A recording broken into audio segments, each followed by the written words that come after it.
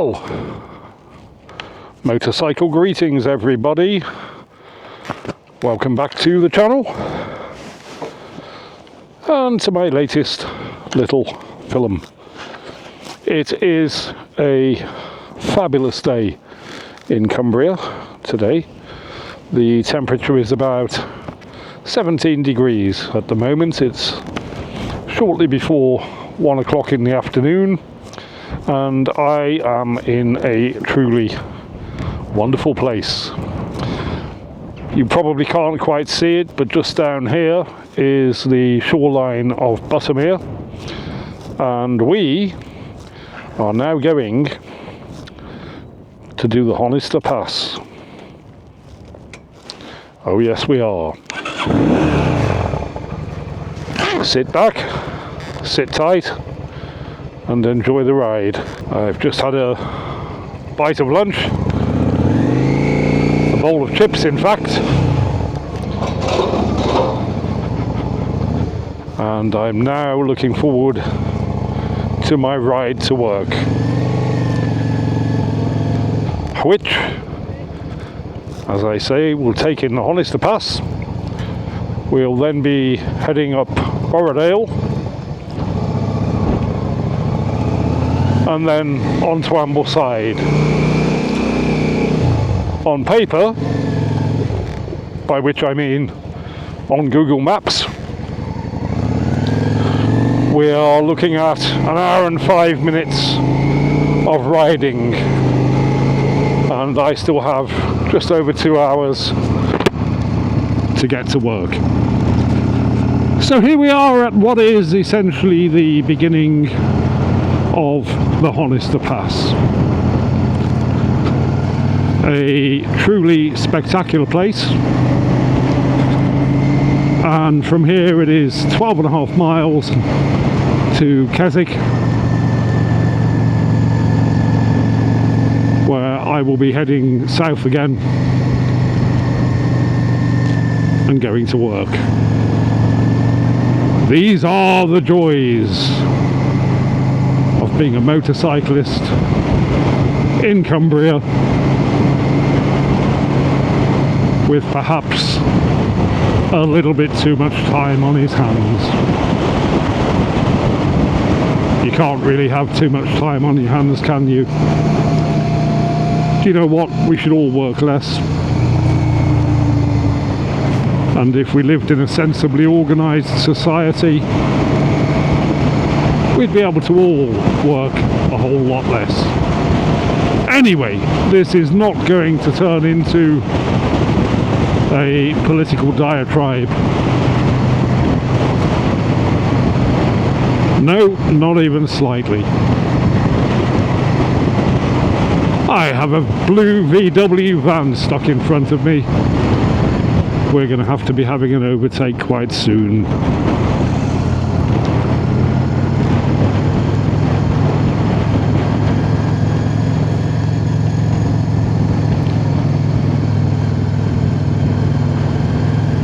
A very warm welcome, as always, to my latest subscribers. There is, as I always say, a lot more to come. Oh yes, there is. So down to the right there is Buttermere, absolutely surrounded by spectacular mountainous scenery, and it is good to be alive.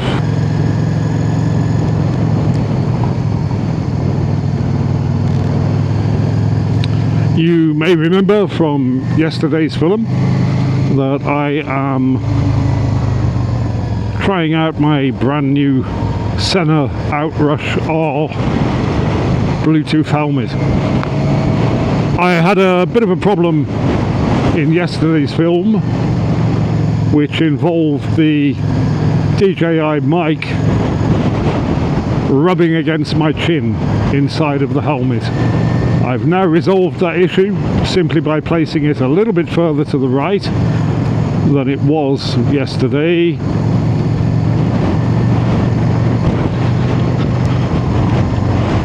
And now, whilst I know it's there, it's really not in the way of my chin.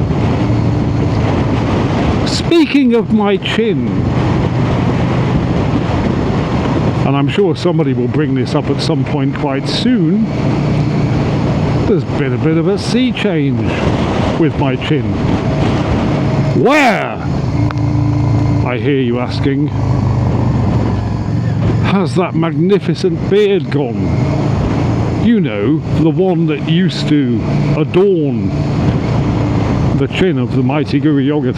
Well, I'll tell you what, my friends, much as I enjoyed having the biggest beard I've had in my entire life thus far, and bear in mind it had taken me 8 months to grow it, I always like to tell myself that I'm far too high up the evolutionary ladder to have that much facial hair. It was becoming very high maintenance.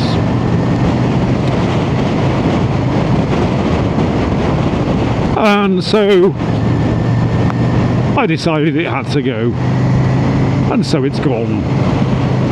Farewell, big beard, I knew you well. A beard of infinite jests. Yeah, okay, it's not a Shakespeare video today either. Anyway, the beard is gone. Don't pull out on me, post office van. And we're heading for the Honister Pass, which starts very soon. Having just been fed and watered, I have no intention of stopping at the cafe at the top of the Honister Pass, but I will pull in and give you a look at the building itself and tell you a bit about it.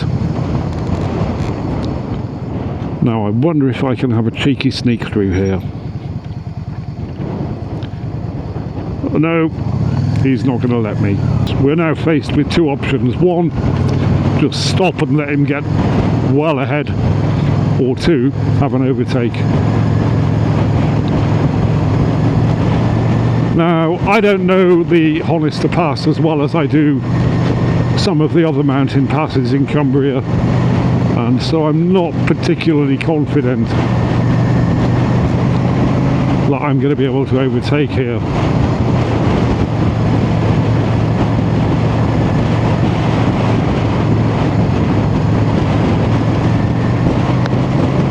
I'll give it a minute or two and we'll see what happens. Oh, there's also another car just ahead. Nope, sod it, I'm going to wait.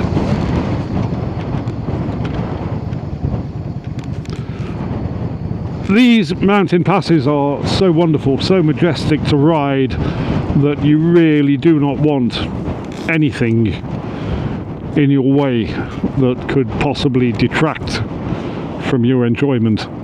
So I'm just going to sit here and pause for a few minutes and let these motherfuckers get ahead.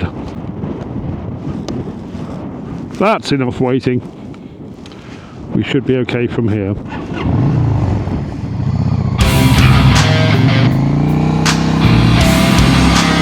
Off we go again. Honister Pass then. Challenging enough, but nowhere near as technically demanding as Hard Knot Pass or Rhino's Pass. It's just a thoroughly decent romp through the mountains on a motorcycle. And just have a look around here. What an incredible place. Once again, I am inclined to say this, my friends, is why I live in Cumbria.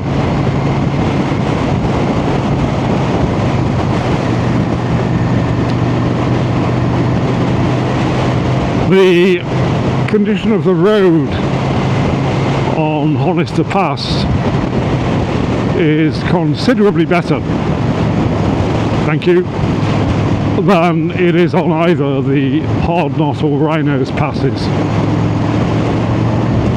You are struck by the absence of potholes rather than the presence of them.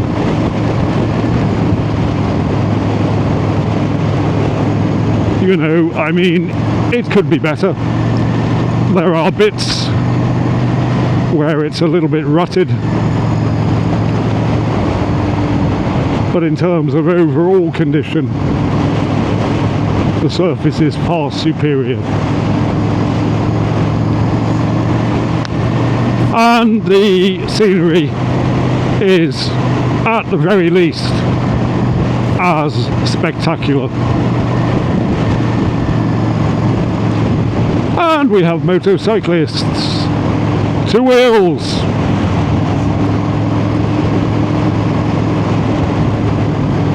This has been the warmest day of the spring so far here in Cumbria, and it really is particularly mild.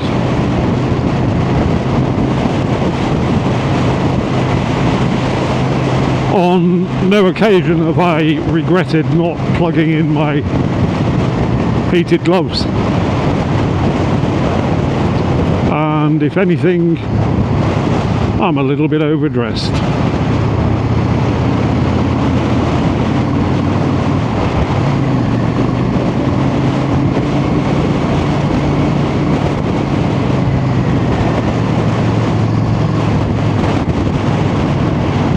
Now here's a thing.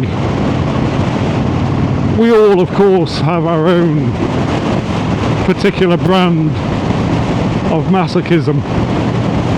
But there are two examples just there that I simply do not begin to comprehend. The riding of human-powered bicycles through a valley like this. That's gotta hurt. And indeed the running up and down these kinds of mountain passes is equally beyond my comprehension. Alrighty, we are now approaching the summit of Honister Pass. You'll have noticed it doesn't go on for anything like as long as the Honister Pass does, but nevertheless it is still well worth coming to do. Here is the cafe at the summit, or almost at the summit. Let's have a look in here.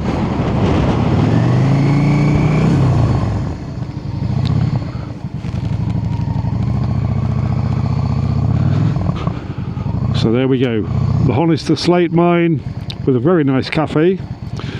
This used to be a hive of industry. So back in the 1800s it was a very busy slate mine. They've now turned it into an adventure playground for tourists. I'm in somebody's way.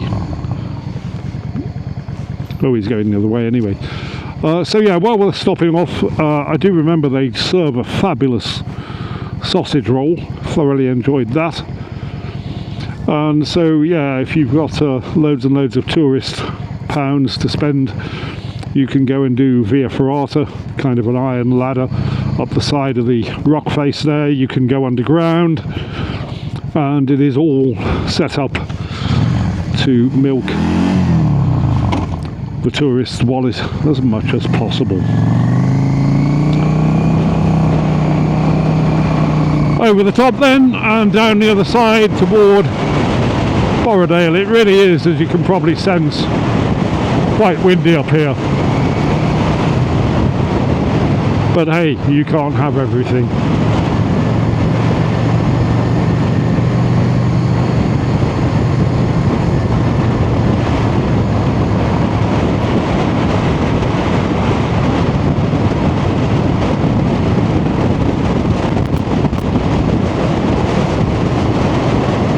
It is in fact a good deal windier on this side than it was coming up, but there is nothing particularly challenging about the descent.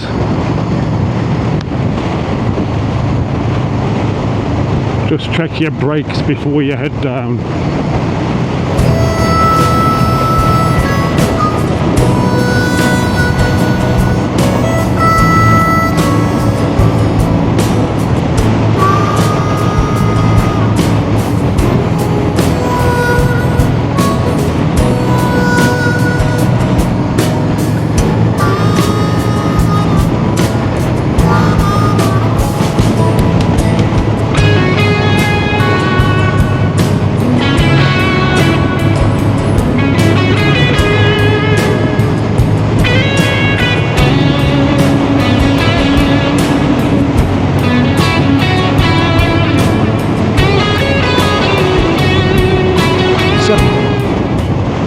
We now have a commanding view over Borrowdale, and that will be featuring in tomorrow's film.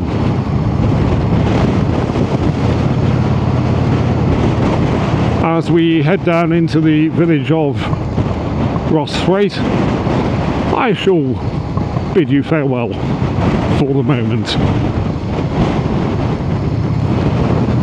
And tomorrow's film will feature the delectable valley of Borrowdale, just outside of Keswick. Thank you for watching. I hope you've enjoyed the film. For my part, I've enormously enjoyed making it, as I always do, and I'll see you in the next one. Needless to say, and so I have to ask the question why I'm even saying it, if you like what you've seen, you might like to consider liking and subscribing. Goodbye for now. We are. You know who we are. We are the mighty Guru Yogurt.